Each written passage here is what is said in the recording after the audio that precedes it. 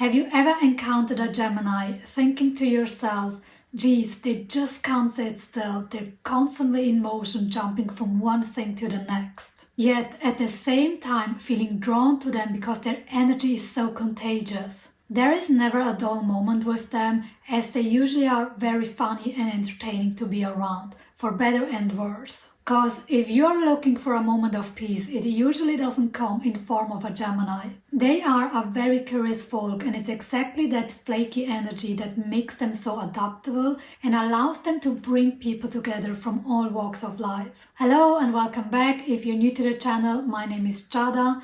In this series, we're diving into the different zodiac sign as a tool for self-discovery. As I mentioned in the introduction video, we are not just one sign, but we have all 12 zodiac signs inside of us. So it's not so much about discovering which sign am I, but rather how does each sign show up in my life. So if you haven't watched the introduction video, I suggest you do.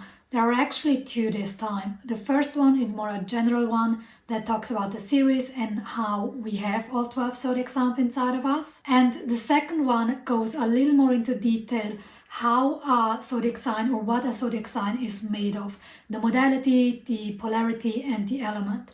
This is going to be especially helpful if you are new to astrology and are not very familiar with the terminology yet. With Gemini, we have a positive, mutable air sign. With the positive energy, Gemini has this need to express verbally all the information that it has gathered. As an air element, Gemini is very much concerned with the intellect.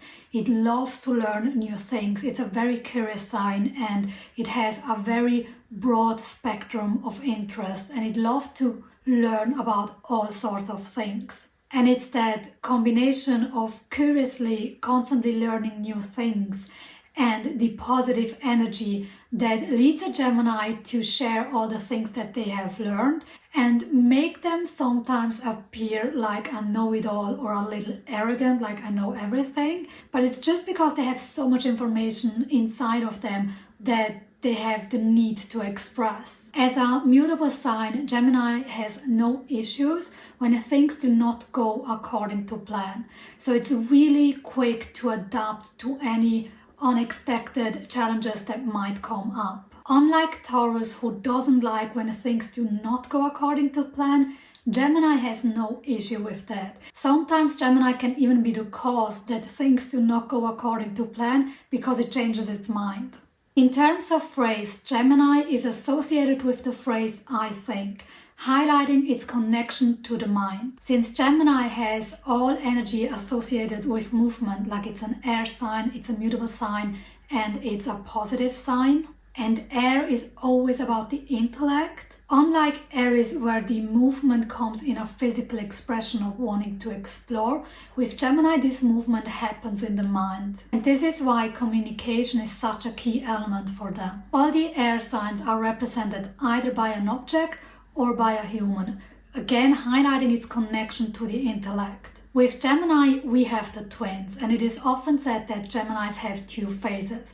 One day they feel like this and the other day they feel like that. And there is a certain truth to that. However, that split personality doesn't actually come from an emotional point of view, even though it can be perceived as such. So it's not so much about, oh, today I'm feeling like this and today I'm feeling like that, as rather, depending on the state of mind they are in, they're gonna express themselves differently. So it could be that one day their mind is like in a very funny or entertaining mood, and the next time they are in a very serious mood, depending on where their focus is. So it comes from a state of mind that then influences their emotional state. And it's also because it's a mutable sign, so there's constant change. Gemini doesn't have this consistency like a Taurus or an Leo or, for example, an Aquarius, who is a fixed sign and they have that consistency with them.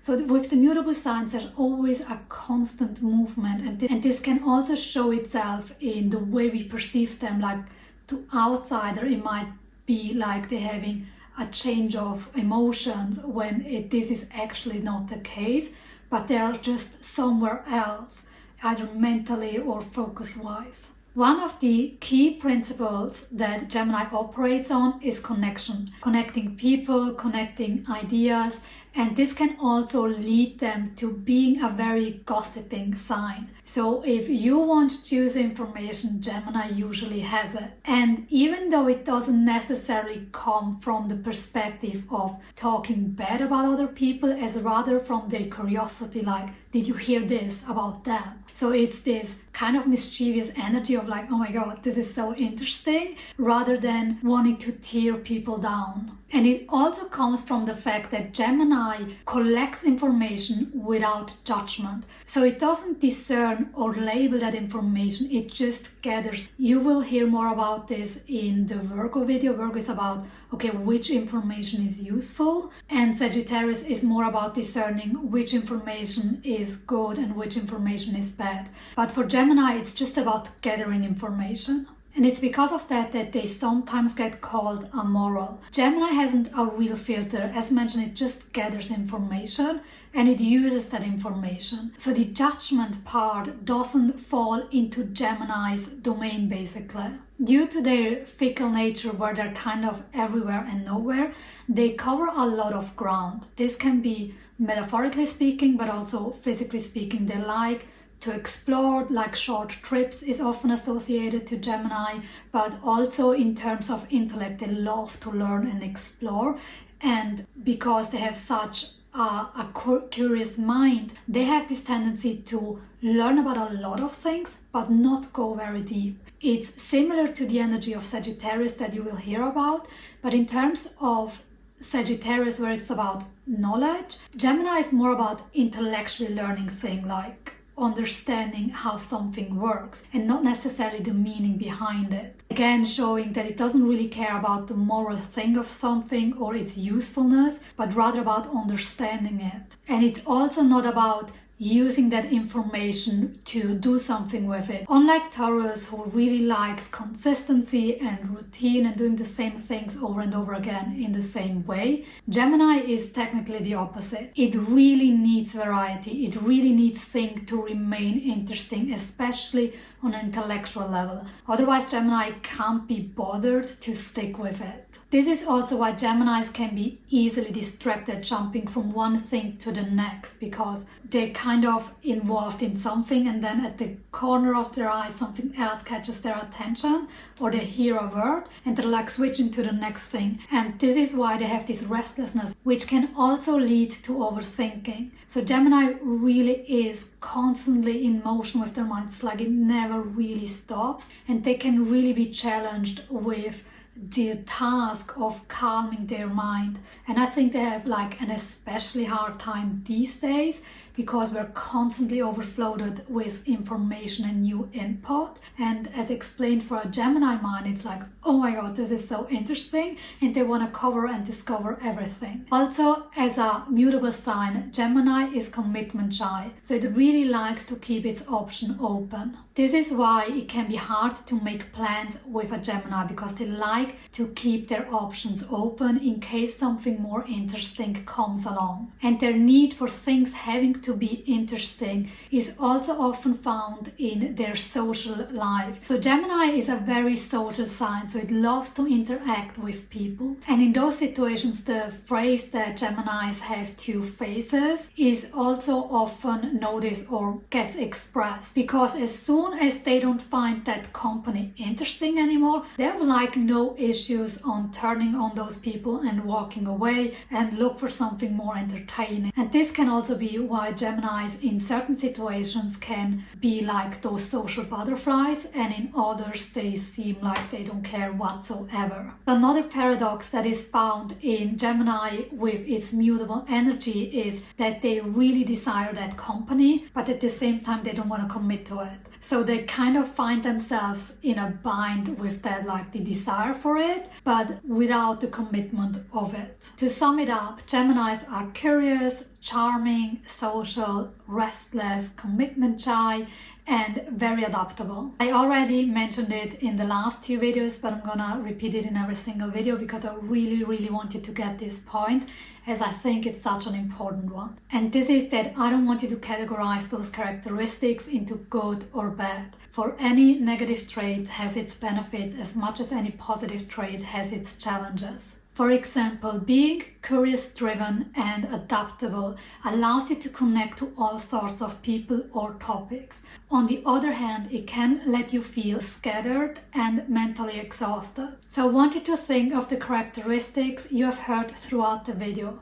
Which one did you resonate with and which one did you feel uncomfortable about? And I want you to look at it from a holistic point of view. For each characteristics, I want you to see the benefit and the challenge of it. Especially because we have this tendency to demonize ourselves for our negative traits. And the thing that I really want you to learn is to question if something is really a negative trait or if it is just a social prejudice. For example, being commitment shy isn't a bad thing. It really depends on the situation.